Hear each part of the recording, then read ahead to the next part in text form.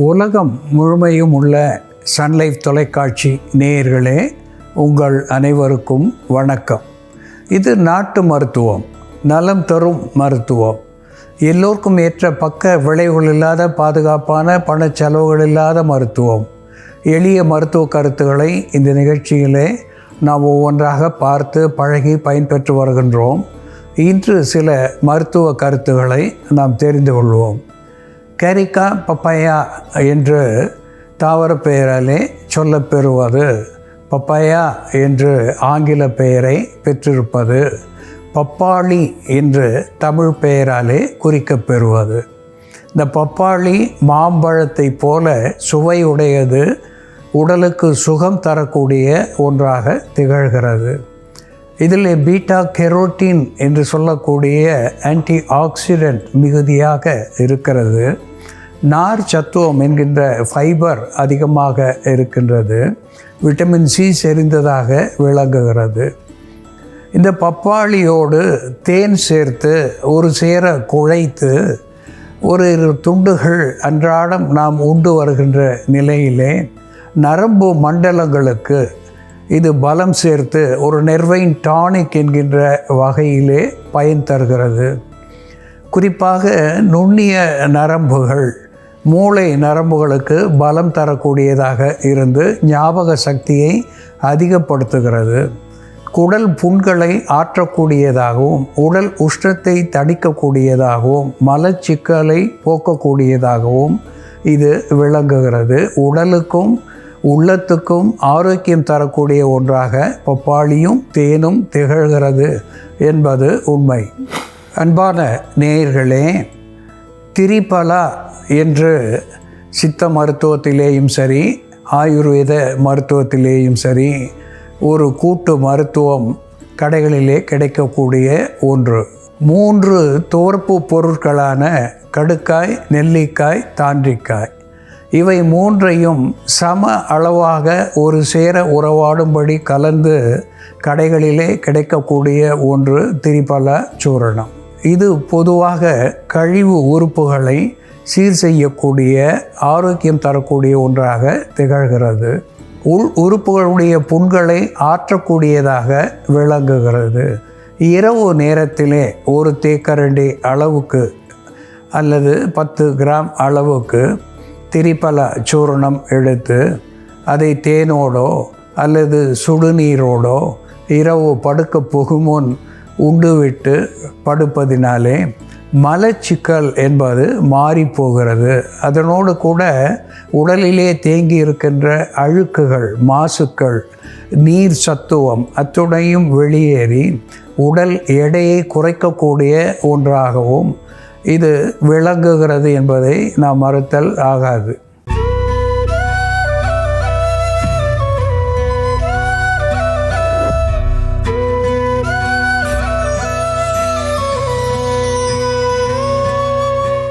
அன்பான நேயர்களே, இல்லீசியம் வீரம், இல்லீசியம் வீரம் என்று தாவர பெயராலே சுட்டப்பெறுவது ஸ்டார் அனீஸ் என்று ஆங்கில பெயரை பெற்றிருப்பது.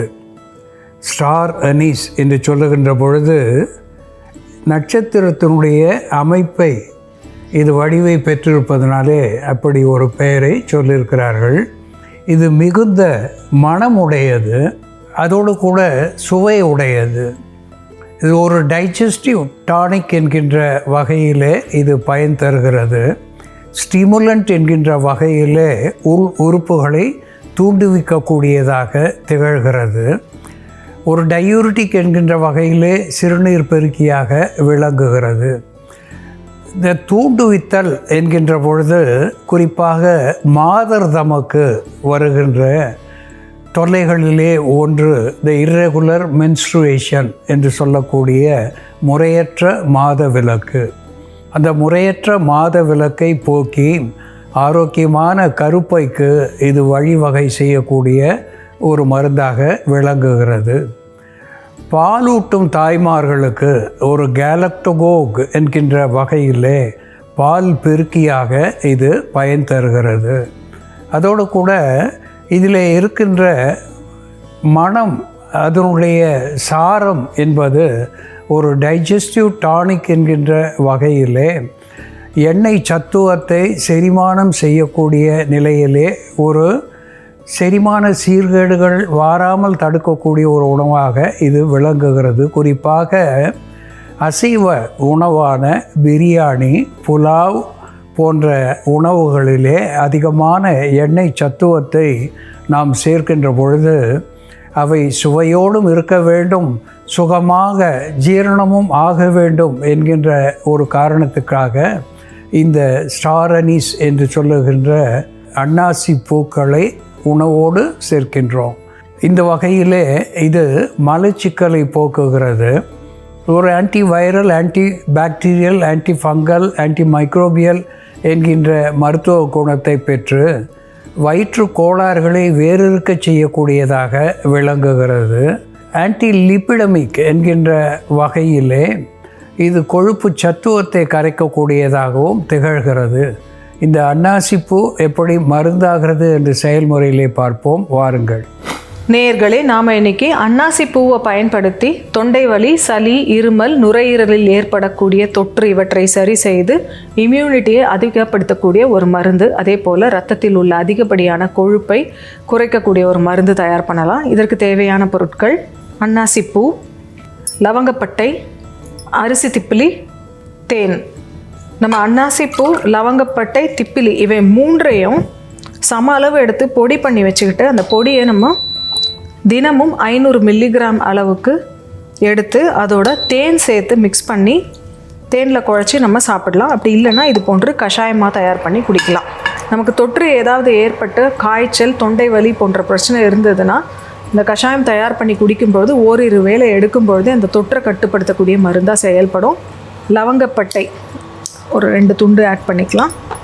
அதோட அன்னாசிப்பூ சிறிய பூக்களாக இருந்தால் 2 பூக்கள் சேர்த்துக்கலாம். இந்த பவுடராக நம்ம எடுத்தோம் அப்படின்னா 2லிருந்து 3 சிட்டிக்கை அளவு சேர்த்தோம்னா போதும். இந்த அன்னாசி பூக்கள் அதிக அளவில் நம்ம உட்கொண்டோம்னா வாந்தி, குமட்டல் போன்ற பிரச்சனைகள் வரும், வயிற்று வலி வரும். அதனால் அளவாக பயன்படுத்தணும்.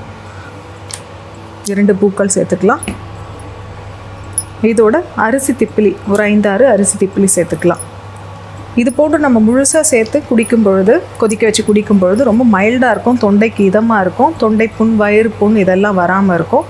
நம்ம பொடியாக பண்ணோம்னா, பொடி பண்ணி சேர்த்தோம்னா சிறிய அளவில் சேர்க்கணும். இந்த அளவுக்கு சேர்க்காமல் இதில் 1/4 பங்கு நம்ம சேர்த்தோம்னாலே போதும் பொடியாக எடுக்கும் பொழுது. இந்த அன்னாசி பூ பார்த்தோம்னா நல்ல ஒரு கேஸ்ட்ரிக் ஸ்டிமுலண்ட்டாக செயல்படும். கேஸ்ட்ரிக் ஜூஸஸ் எல்லாத்தையுமே ஸ்டிமுலேட் பண்ணக்கூடிய ஒரு மருந்தாக இருக்கும். உணவில் உள்ள அதிகப்படியான கொழுப்பை இரத்தத்தில் சேராமல் பார்த்து கொள்ளக்கூடிய மருந்தாக இது செயல்படும். அதே போல் அன்னாசிப்பூ தொடர்ந்து எடுத்துகிட்டு வரும்பொழுது இம்யூனிட்டியை பூஸ்ட் பண்ணக்கூடிய ஏஜென்ட்டாகவும் இது ஒரு ஆன்டிவைரல் ஏஜென்ட்டாக இருக்கிறதுனால நமக்கு வைரஸ் தொற்றுகள் ஏற்படும் பொழுது, குறிப்பாக காமன் ஃப்ளூ போன்ற கோல்டு சிம்டம்ஸ் இருக்கும்பொழுது நம்ம இந்த கஷாயத்தை குடித்தோம்னா நமக்கு இம்மீடியட்டாக ரிலீஃப் கிடைக்கும். ஆரம்ப நிலையிலேயே அந்த தொற்றை நம்ம மருந்து இல்லாமல் இந்த கஷாயத்து மூலமாகவே கட்டுப்படுத்திடலாம். அதே போல் இதே கஷாயத்தை நம்ம ஆவி பிடிப்பதற்காகவும் பயன்படுத்தலாம். தொண்டை வலி, மூக்கடைப்பு போன்ற பிரச்சனை இருக்கும்பொழுது இதெல்லாம் கொதிக்க வச்சு நம்ம வேணும்னா இதோட கொஞ்சம் துளசி, புதினா இலை இது போன்ற இலைகள், மூலிகைகளையும் சேர்த்து ஆவி பிடிச்சோம்னா நமக்கு அப்பர் ரெஸ்பிரேட்டரி ட்ராக்ட் இன்ஃபெக்ஷன் சீக்கிரமாக கண்ட்ரோல் ஆகும். அது நுரையீரலுக்கு பரவாமல் தடுக்கக்கூடிய மருந்தாகவும் செயல்படும். நம்ம வாரம் ஒரு முறை இது நோய் எதிர்ப்பு சக்தியை அதிகப்படுத்துவதற்காக நம்ம எந்த நோயும் இல்லைனாலும் ஒரு தடுப்பு மருந்தாகவும் இதை பயன்படுத்தலாம். வாரம் ஒரு முறை இது டீ போன்று நம்ம தயார் பண்ணி குடிக்கலாம். இப்போ இந்த டீ தயாராகிடுச்சு, இதை வடிகட்டிடலாம். இதோட ஒரு 5-6 சொட்டு தேன் விட்டுக்கலாம். அன்னாசிப்பூ, லவங்கப்பட்டை, திப்பிலி மற்றும் தேன் சேர்ந்த இந்த மருந்து காலை மாலைன்னு 2 வேளையும் 3 நாட்கள் தொடர்ந்து எடுத்துகிட்டு வரும்பொழுது சளி, இருமல், தொண்டை வலி, நுரையீரல் தொற்று இவற்றை கட்டுப்படுத்தக்கூடிய மருந்தாக செயல்படும். இதையே நம்ம அன்றாடம் 2 வேளை பருகிட்டு வரும்பொழுது இரத்தத்தில் உள்ள அதிகப்படியான கொழுப்பின் அளவை குறைக்கக்கூடிய மருந்தாகவும், வாரம் ஒரு முறை எடுத்துக்கும் பொழுது உடலுக்கு வன்மை தரக்கூடிய மருந்தாகவும் செயல்படும். அன்பான நேயர்களே, இல்லிசியம் வீரம் என்று தாவர பெயராலே சுட்டப்பெறுவது ஸ்டார் அனீஸ் என்று ஆங்கிலத்திலே சொல்லப்பெறுவது அன்னாசிப்பூ என்று தமிழ் பெயரை பெற்றிருப்பது.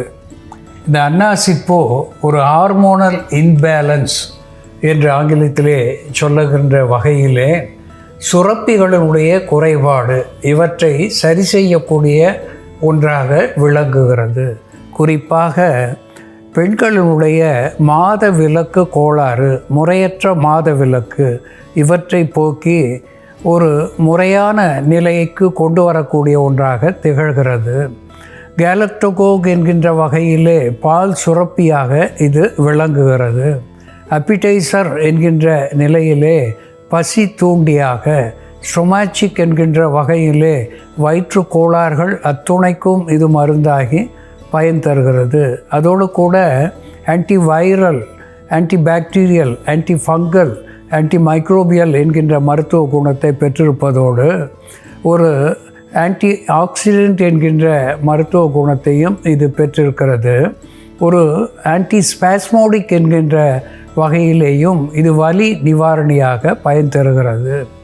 அதோடு கூட நரம்பு மண்டலங்களை தூண்டக்கூடிய ஒன்றாக, குறிப்பாக மன உளைச்சல் என்று வருகின்ற பொழுதும் மனச்சோர்வு என்று வருகின்ற பொழுதும் இது மூளையினுடைய செயல்திறனை அதிகப்படுத்தி மூளைக்கு ஒரு இதமான சூழ்நிலையை தரக்கூடிய ஒன்றாக திகழ்கிறது.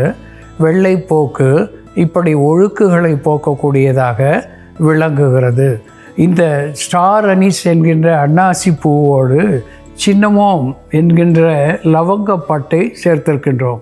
இந்த லவங்கப்பட்டை அன்னாசி பூவுக்கு ஒத்த மருத்துவ குணத்தை பெற்று ஒரு கார்மினேட்டிவ் என்கின்ற வகையிலேயும் ஒரு ஆன்டி ஹிஸ்டமினிக் என்கின்ற நிலையிலேயும் இது பயன் தருகிறது. இதனோடு பிப்பர் லாங்கம் என்கின்ற அரிசி திப்பிலி சேர்த்திருக்கின்றோம். அரிசி திப்பிலியும் நெஞ்சக சளியை கரைக்கக்கூடிய ஒன்றாக விளங்குகிறது.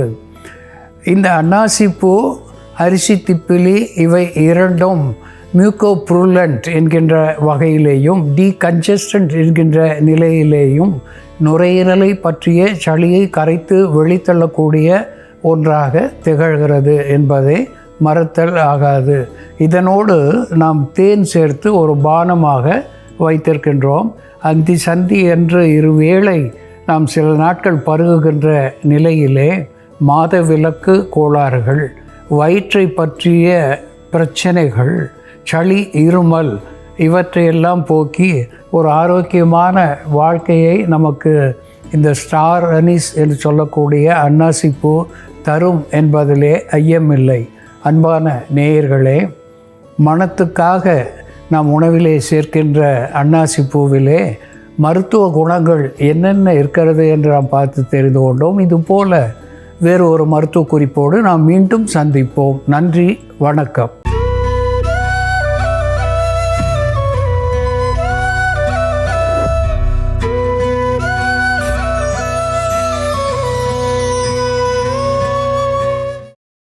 இன்னும் பல வீடியோக்களை காண சன் லைஃப் சேனலை சப்ஸ்கிரைப் பண்ணுங்க.